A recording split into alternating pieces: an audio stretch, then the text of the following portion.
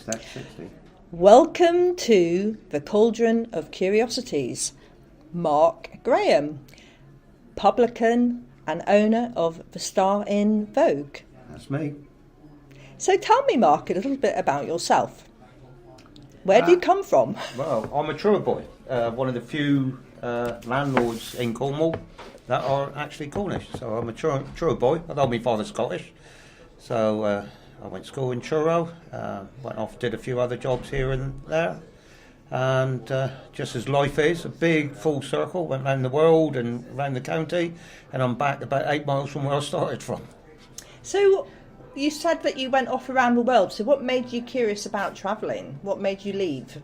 My father was in the Royal Navy, and I always had an interest in it. When I left school, most of the boys back then, you had to be work with your hands. There was no universities and colleges and things. So I joined the Royal Navy as well and went off. And funny enough, my son had just come over to visit. He's in the Royal Navy now as well. So a bit of a tradition in our family. And what did you do in the Royal Navy? I was a weapons engineer. Okay. So I worked on everything from small arms to missiles, torpedoes, big guns, things like that, all the service maintenance, everything but firing them. So that comes in useful in the pub when it's throwing out time? I try not to. This day and age, you have to be a little more tactful than when I first started many moons ago. So you escort people from the premises now. You don't throw them out anymore. So you went straight into the Navy from school, did you? Well, no. I thought it'd be a good idea to get a bit of background, so I went to what was then Camborne Technical College. And I did a year's engineering course at the Dole Coast site, right by Dole Coast Mine, which is now a second-hand shop. Yes, Miss Molly's. That's it, Miss Molly's. That's how I forgot the name of it. But yeah, I spent a year there as an engineering student, and then joined the Navy. Oh, right. And because you mentioned to me before we started recording, is that when you went into the tin mine? No, it's one of the things. I left the Navy in 1987, and that was basically have a family. Yeah. I thought it was a bad idea to be travelling around the world and leave the little woman home with the babies. So I come out of the Navy and I thought, what can I do that's different to being in the Navy? So I went to work in a hole underground. So started at Wheel Jane, moved on to Wellington, South Crofty, Colonel Tin, and just did that for, well, until the tin crisis. I'm sure everybody remembers the tin crisis. Yeah. And I was working a night shift. I went to bed early one morning, got woken very loudly with someone knocking on the door about 2 hours after I'd gone to bed and said, the mine's closed, we're all kaput, gone. So you're unemployed. Yeah, so what did you do next? Well, first of all, I panicked because I had a house, a mortgage, a wife, kids, and I just went out and tried to do the best I could and find a job. Lucky enough, from my Royal Navy days, I was a part of my weapons engineering mainly was electrics. Yeah. So I went into electrical work, started working for some of the factories around here. So one down in Hale called J&F Pool, some of the older people might remember. Teagles, Powell's. Yeah. So I did that. A little bit of house bashing on the side. Yeah. A little bit of commercial, shop fitting and all that. And funny enough, a lot of pub fitting. So I went into pub refitting, which sort of led me to this game. So going into the pubs, you were starting to see a lifestyle that made you go, right, I wonder if I could do that? Well, I had a little taste of it when I was 15 years old, when I started working as what was then called a cellar boy or a Saturday boy at the Punch Bowl and Ladle Inn at Penalui. Yes. And I used to move the barrels around and take the empties out, polish the bottles on the shelf, sweep the car park and all that. Yeah, that used to be the place to go to, didn't it, when we were teenagers? It was a lovely place. It was run by a gentleman by the name of John Blewett. I always remember, and he was a proper old school landlord. Yes. Brilliant landlord. Knew how to chat to everybody. Could talk to anyone from the dustman to the Lord Mayor. He was brilliant guy, and I thought this could be interesting. Yeah. But I forgot about it, went off and did other things, but it came back to me later. So it piqued your interest when you were working as an electrical engineer. Yeah. Of course, with some of my jobs, Royal Navy and mining, and I'm an ex-rugby player, they tend to have a drink or two Yes. afterwards and all that. So I was always a very good customer.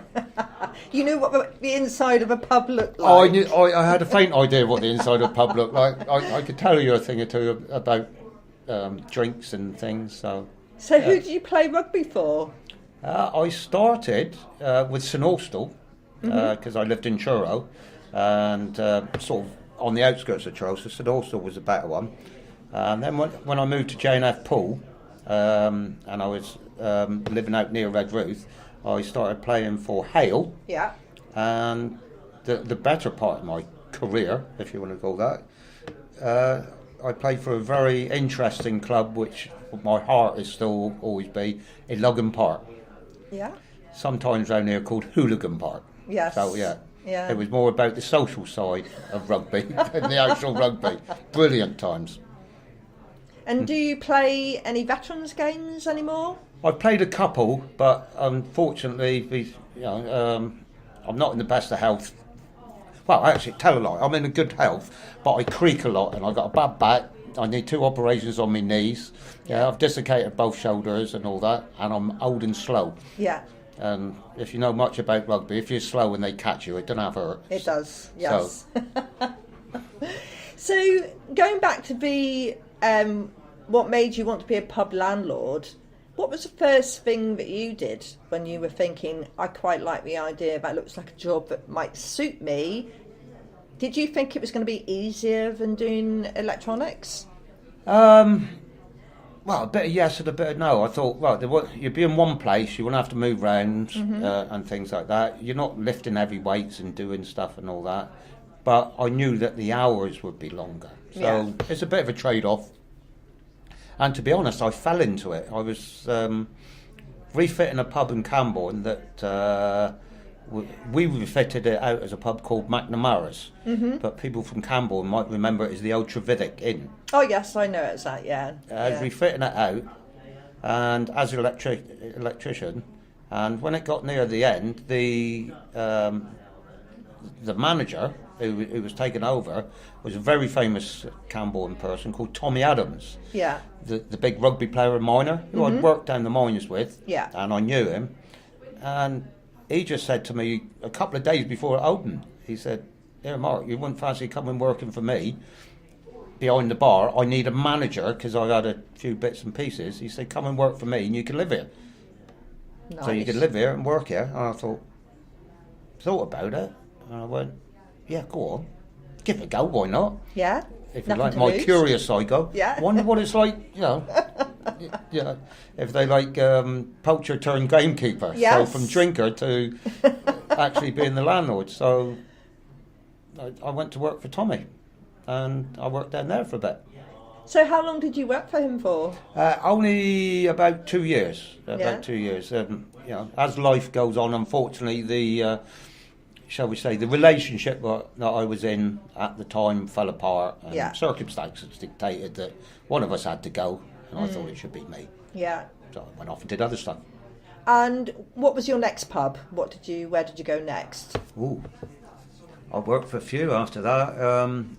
I went, the exact one after that. I think I went back on the tools as an electrician for a bit. And then came off, and then I did it quite a fair time for another good old proper landlord, who isn't Cornish, but I worked at the Swan for about 7 years for a gentleman named Peter Cook. Yeah, and I did a fair bit of... In that time, I was doing sort of pub work some days and in the evenings, and keeping a bit of electrics going. Yeah. And so I worked for him for quite a while, and then he moved to the Roundhouse in Truro, and I sort of went with him after a couple of years. There was a lot of on and off in between the pub game and the electrical game, and then the opportunity came up in Truro to actually be the owner of the or the licensee, I should say, of the Britannia Inn in Truro. Mm-hmm. So that was the first one I actually took on in charge instead of being manager or head barman and things. Yeah. So that was my first one, and during that time I met my present wife again, because it's slightly just before, because I met her while I was on the tools and knew her while I was working at the pub. So I had the Britannia for a while. Came out of that, went back on the tools again as an electrician. Yeah. Married my now wife. We had to look for something to do together. Yeah. And I came to, funny enough, to this pub. Again by accident. The Star Inn in The Star Inn, Star Inn at Vogue. Vogue, St. Because we had a fight to use that. Yeah, tell listeners about Vogue, because obviously Vogue has been here for hundreds of years. Well, if you have a look back, this pub has been here round about, I don't know the exact, but round about 200 years. Mm-hmm. And the hamlet of Vogue is apparently in the Doomsday Book. Yes. So it's been here a while. Yeah. And just one day after COVID, I think they had nothing better to do, but a company called Condé Nast, which are the owners of Vogue magazine, sent me what they call in the trade a cease and desist letter from a set of solicitors saying, we notice you're called the Star of Vogue, we're a Vogue magazine. There will be some confusion with our customers of who's and what's what. And went on with this long arty-farty letter and basically said, we will take legal action against you unless you stop using the word Vogue. Now, when I opened it, I thought it was some bugger in the bar having a laugh. Yeah. You know, it's a pub club. Yeah. I had to check the calendar. No, it's not April the 1st. Asked a few people round, have you done this for a joke? And found out it was actually serious, which did worry me for a bit, because I'm only a local Cornish boy. I ain't got deep pockets for solicitors in London, and they obviously have. But I decided, right, I've got to fight it. So I sent them a letter back, which became a bit infamous or famous, which in a roundabout way explained that we've been here. The football team plays at Vogue Park. The pub's been here 200 years. They were very proud of the fact that they've been going since 1916. Yes. And I happened to mention that the pub's been here 200 years. The village is in the Doomsday Book. Beat that. Yeah. And went all the way along and basically told them in a very polite way that no, I'm not going to back down. They can bugger off, and I'll see them in court if they want to. Which was off and away, and then I thought nothing of it. And then there was a reporter for Cornwall Live who was doing a little piece in the village, and asked to park in the car park while he wandered around the village, and popped his head in before he was going and said, again, being a curious guy in a pub game, he came and said, do you know anything about the village, any interesting stuff? And of course, old school landlords like me is what goes on in the pub stays in the pub. You don't tell anything that happens in the pub. And I said, not really. And I said, oh, I've got this. And I handed him a paper copy that I printed off. His eyes lit up. He wandered off. 2 hours later, he rung back, said, can we put it on Cornwall Live? And then all hell broke loose, because it got picked up by news agencies, BBC, ITV, Piers Morgan, the Washington Post, German TV, Japanese TV, and it just went nuts. And for 2 days, you couldn't get a drink in it for film crews. Really? Yeah, it was packed with film crews. So there's footage out there on the internet of you and the pub. Yeah, People want to go everywhere. And look for it. Yeah. And every single national newspaper we got. I did ask someone why everyone was so interested in it. And one of the reporters turned around and said, in the news, it's always bad news that not national news, not everyone can relate to. Yes. So your little story is a little funny story that people can relate to. Yeah. David and Goliath, little Yes. Cornish landlord taking on Vogue magazine. And lots of people have a drink, they can relate to pubs and things. So that's why it took off. Everyone was interested in it. So It was did a you bit ever fun. get a response from Vogue magazine? Yeah, very quickly they backed down. Did they? Very quickly they backed down. Yeah. Originally they just sent me an email saying forget it all. And then I was interviewed again by one of them who said, oh, I hear they've apologised. And me being me, turned around and said, well, not really. They sent me a embossed letter to take me to court, but when they apologised, they sent me a shitty email. Yeah. Yeah, and I said, no, I want a proper one.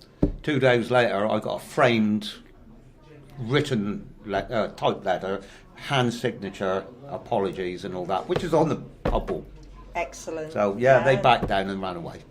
It's funny, isn't it? Sometimes people don't realise that it is worth saying no to some of these big organisations when they get heavy-handed. If you're in the right, you're in the right, so stick up for yourselves. So you're a good story for people to consider. Yeah. I've always been one to believe if you're right, you're right, and if you're wrong, you're wrong, no matter how big or small you are. And just because you've got a big company or money behind you makes no difference. Yeah. I would still fight my corner, and I'll fight anybody else's corner for them as well, if they're right. Yes. But you've got to be right. No, that's brilliant. So tell me, Mark, what keeps you curious about the pub trade now? It's one of the oddest professions for being in the same place, and every day's different. Mm-hmm. I mean, I suppose a lot of people say the same about an office or, working in a factory and all that. But with the pub game, once you get up in the morning, after all the beer fairies have done all the work, because you don't do anything before you open, of course. But you get up in the morning and you open the doors, you don't know who's walking in. Yeah. Yeah, it could be a road sweeper, it could be a judge, a solicitor, it could be a rep, it could be some of you locals who want to have a chat. And like, we've been here 20 years and people have, sort of lived and died. I mean, there's kids that I've known since they were born and now drinking in the pub. Yeah. And in fact, a funny story is we've been here 20 years ago. 2 years ago, we put a little sign up outside the pub, and it said something along the lines of, it's our anniversary today. We've been open 18 years. We've come of age. Yeah. A bit of a laugh, and we put the date, which was the 9th of April, 2005. In walked my head waitress and said, "Why have you got a sign outside the pub with my birthday on it?" I said, "You're joking, are you?" I said, "That's the day we opened the pub." She said, "That's the day I was born." Oh. So, yeah. How curious is that? Yeah.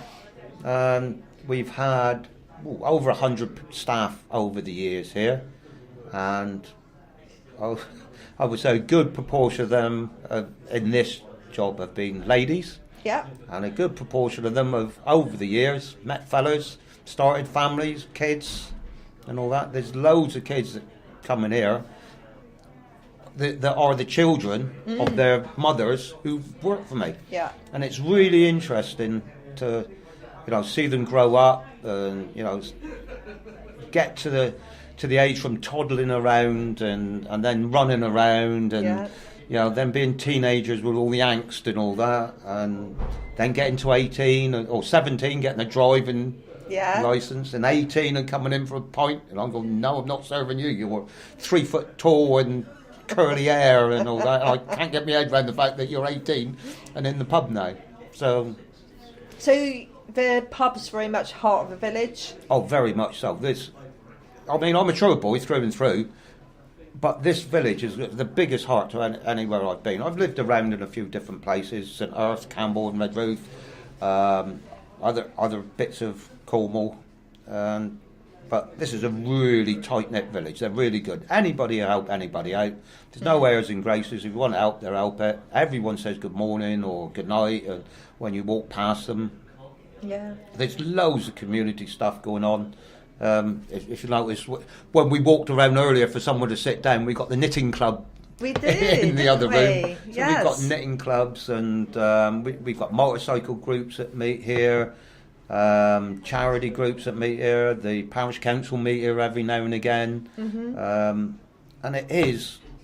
There is actually an organisation. We've got a brilliant name called The Pub is the Hub, which I was going to say Prince Charles. King Charles is a patron of. Ah. So they try and make pubs the heart of the community and keep them open. Yeah. I mean, we're lucky, ours is a good village, but you can watch the news all the time that communities losing their pubs, their post office. Yeah. Yeah, and it's all bits like that. And the pub is the hub of, if you look them up, they've moved shops into pubs, post offices into pubs. Yeah, I've There's seen even it, one yeah. that's a fish shop. They've moved into a pub. So we're along those lines. We've moved hairdressers into the pub. We've moved library into the pub because we were losing the library van in the service. What else we moved in? We got starting up some camping. Our latest venture is a marquee for events and things, and You mentioned weddings. the community market. that you've got Community coming. market, yeah, that's coming up. Some of the ladies in the village approached me.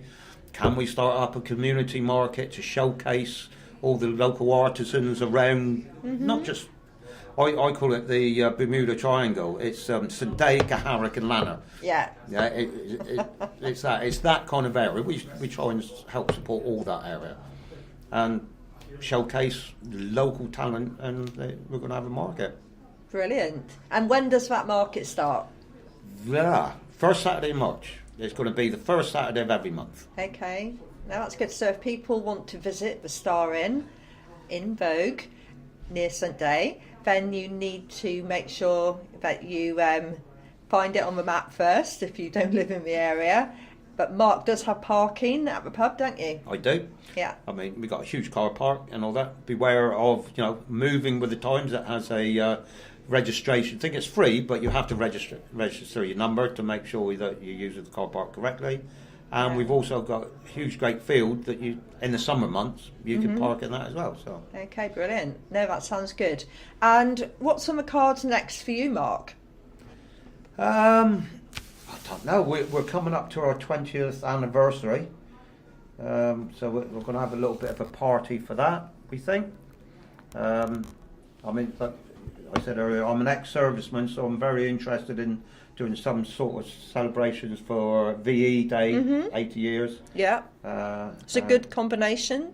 Yeah. Yeah, we're going to put something on for that. We've got, of course, I can't not mention this, our very famous Ale Festival, which is the 28th of June. Yeah. And it's the biggest one-day ale festival in Cornwall. Is it? It is. We normally have a good 50 to 60 ales and ciders on, 10 bands, all the food and wagons and things like that. So, what do they call it? Fairground rides for the kids and bouncy castles and, Awesome. and things like Yeah. that. And last year, we're sort of getting back up to there, we give to charity. On one day, we raise over 10 grand to give to charity for one day. That's good. Very good, yeah. And who's your charity going to be this year, do you know? We haven't actually decided yet.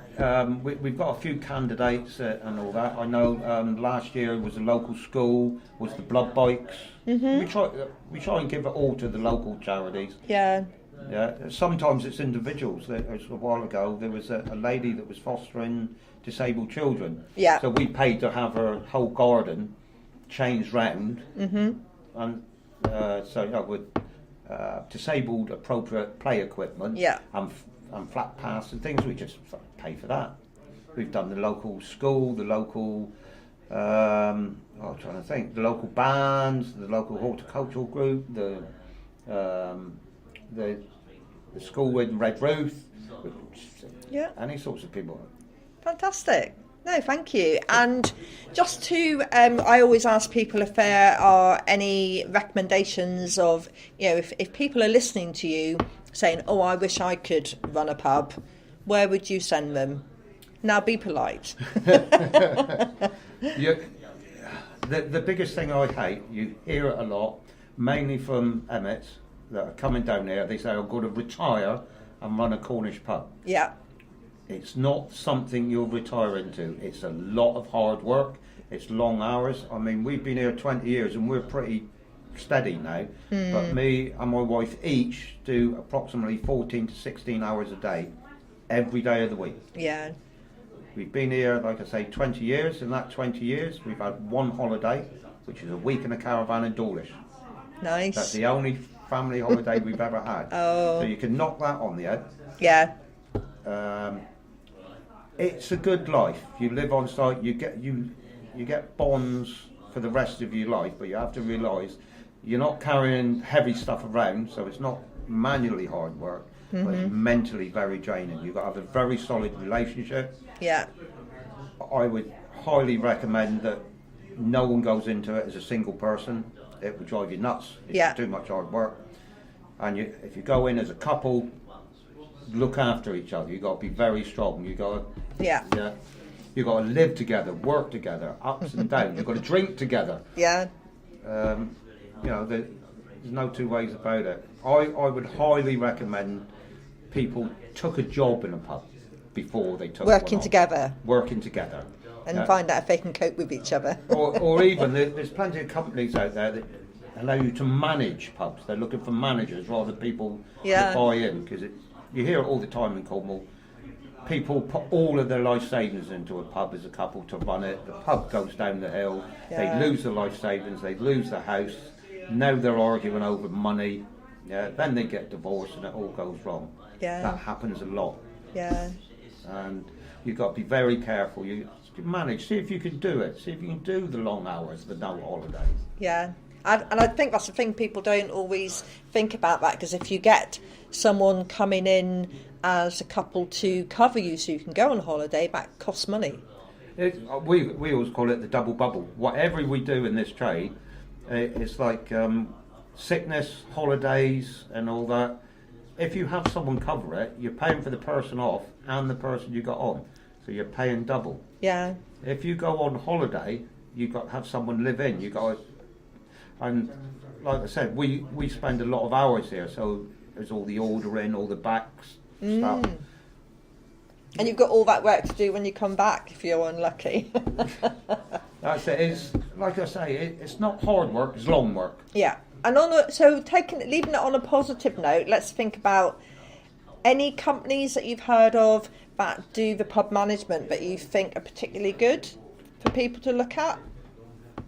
Not really. No? They're all about the same, to be honest. It's one of those funny things. The pub trade with the tied houses and the managed houses is a very unusual way of doing things, because they all have their good points and they all have their bad points. Some are a better fit for some people than others. Okay, St Austell are very good. They're a Cornish company. We're not St Austell. We're one called it was Devonish in my day. Which is now Punch Taverns. They're an up-country one, but they suit us. Whereas St Austell would suit other people. St Austell are very supportive of Cornish people. And keeping their pubs Cornish and this, that, and the other. Where the company I've got, Punch, they're not supportive of Cornish people. They're more supportive of making the money. Right. But they suit us because of the way that me and Rachel work. So they support us in a better way. I suppose it's a bit like when people choose different types, if they choose to buy a house, rent a house, or have a house on leasehold. Depends on what works and what you want to invest money-wise and time-wise. And you've got lots of options with the breweries, haven't you, on the different options that are available, whether you want to put any money in or not. And they are looking for people, aren't they? Because I went on recently, surprisingly, how many pubs are looking for people to run them. There's a fair number of pubs up for sale to buy outright. There's a fair number up for leasehold. There's a fair number up for different breweries looking for managers. I forgot that one. There is another company. They're called Pub Solutions. And what they do is they put you in as holiday cover. Or a pub where the people have left and they want to keep it open. And all you do is a couple of weeks or a month running it yourself, and then they take you out and put the other people back in if they've been on holiday or they have new tenants. And that could be very interesting, because you get a very short, sharp go with it. You get paid for it, and you haven't risked any of your money, and you can get out and then sit down for a couple of days and work out if you enjoy it. If it's for you or not. No, I think that's a good way of testing the water, isn't it? So I'd like to say thank you very much, Mark, for talking to me today. And you're welcome, Sarah. I hope you have a lovely rest of the day. So do I. Every day is different.